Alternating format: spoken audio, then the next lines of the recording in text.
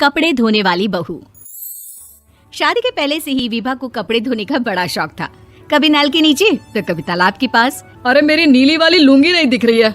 विभा की अम्मा कहाँ रखी है लुंगी? अरे वो तो विभा ने परसों ही धोकर रखी थी आपकी अलमारी में, देखो वहीं होगी। वो ना मैंने आज धो दी, मुझे लगा कि गंदी हो गई होगी।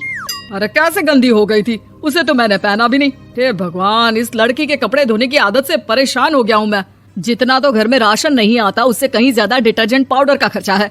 इसकी शादी करवा दो, शादी जाए अपने घर में ही करे काम, फिर चाहे घर के कपड़े धोने हो या पूरे गांव के। हाँ ठीक बोल रही हो, देखता हूँ मैं कोई लड़का। वो दिन भी आ जाता है जब विभा को देखने लड़के वाले आ जाते हैं। लड़की मुझे अच्छी लगी। होने वाली सास कहती है, बेटी अगर कुछ पूछना है तो पूछ लो।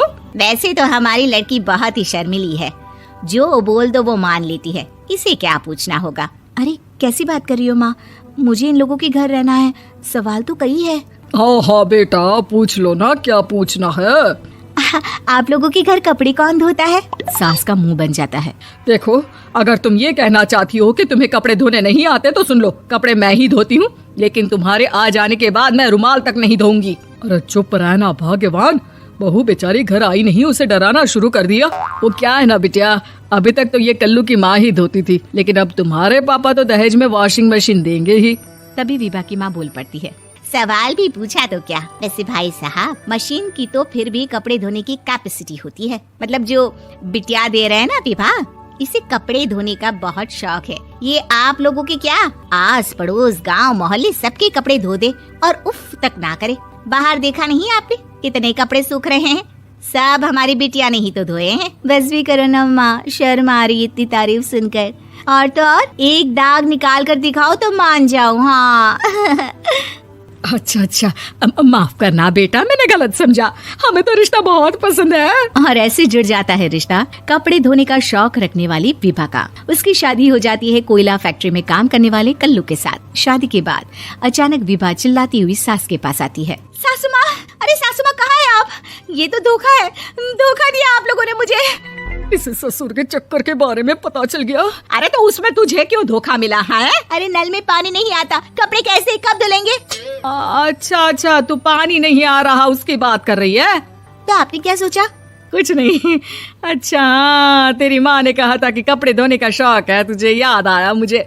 शौक बोलकर कपड़े धोने वाले मेरे जुनून को कम ना आके सासू माँ, कपड़ा धोना मेरा गुरूर है। तभी पति भी वहाँ आ जाता है। अभी मैंने इसे सनी देओल की फिल्म दिखाई है, उसी के डायलॉग मार रही है माँ। अच्छा सुन, साफ बता रही हूँ, पानी सुबह 4 से 6 और शाम को 10 से 12 आता है, समझी? विभा टाइमिंग सुनकर हैरान हो जाती है। ये क्या भूतों का मोहल्ला है? सुबह 4 बजे उठकर कौन कपड़े धोता है? 4 बजे टंकी में पानी जाता है, फिर सारा दिन धोना ना, किसने मना किया?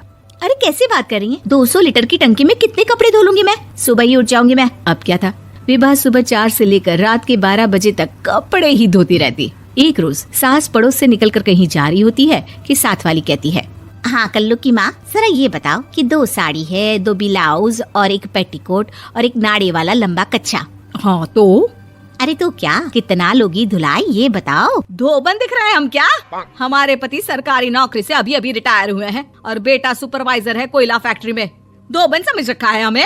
हाय रे कल्लू की अम्मा, माफ कर दो, वो तो मोहल्ले में यही सब बता रहे थे कि तुमने बहू को कपड़ा धुलवाने के काम में लगा दिया है। सास को पड़ोसन की बात सुनकर गुस्सा आ जाता है। वो घर पहुंचती है जहां घर के बाहर ही इतने सारे कपड़े सूख रहे होते हैं जितने कि किसी धोबन के घर पर। अरे ओ कल्लू की दुल्हन, बाहर निकल।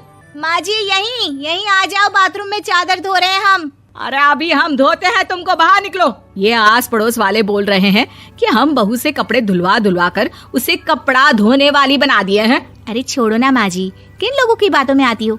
आस पास के लोगों का तो काम ही होता है कि वो किसी तरह सास बहू को लड़ा दे। बहू सारे घर के कपड़े धोती है, ये क्या कम है? बोलिए। सास को भी लग जाता है कि वो बहू का ये सनकीपन नहीं छुड़वा सकती, इससे अच्छा है कि खुद ही चुप हो जाए। एक रोज सास और बहू मंदिर जाते हैं जहाँ सास की साड़ी वहाँ खड़ी भीख मांगने वाली से मिलती है। माँ जी क्या बात है, आपकी साड़ी उस भिखारन से कितनी मिल रही है ना? हाँ देखो तो दोनों की साड़ी मिल रही है। क्या बात है कल्लू की अम्मा, तुम खुद को तो अफसर की बीवी बताती हो और ऐसी सिंपल सी प्लेन साड़ी पहनकर घूमती हो। सिंपल और प्लेन नहीं है ये साड़ी। तो क्या सोने के धागे से फूल बने हैं?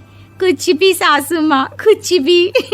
हाँ, बने थे इस साड़ी में सोने के धागे से फूल। मेरे पति लेकर आए थे मद्रास से स्पेशली मेरे लिए 10,000 की। ताहे भाई साहब इस भिखारन के लिए भी सेम टू सेम साड़ी लेकर आए होंगे 10,000 की। सास उस वक्त तो कुछ नहीं कहती, लेकिन बहू के साथ घर आती है और अलमारी से एल्बम निकाल कर लाती है। ये साड़ी देख रही है, ये वही साड़ी है जिसे मैंने अभी पहना था। इस साड़ी में ये जो चमकदार फूल दिख रहे हैं ना, ये सोने के धागों से काटे गए हैं। लेकिन तू लोकल वॉशिंग मशीन ब्रश से घिस घिस कर सारे फूलों को निकाल कर साड़ी प्लेन कर दी। मुझे माफ कर दीजिए सासू माँ। और तो और, जब मैंने तुझे तेरी गलती के लिए कुछ नहीं कहा, लेकिन तूने तो सबके सामने मेरा मजाक ही बना दिया। क्यों? बहू को समझ में आ जाता है कि अब से उसका कपड़े धोना बंद।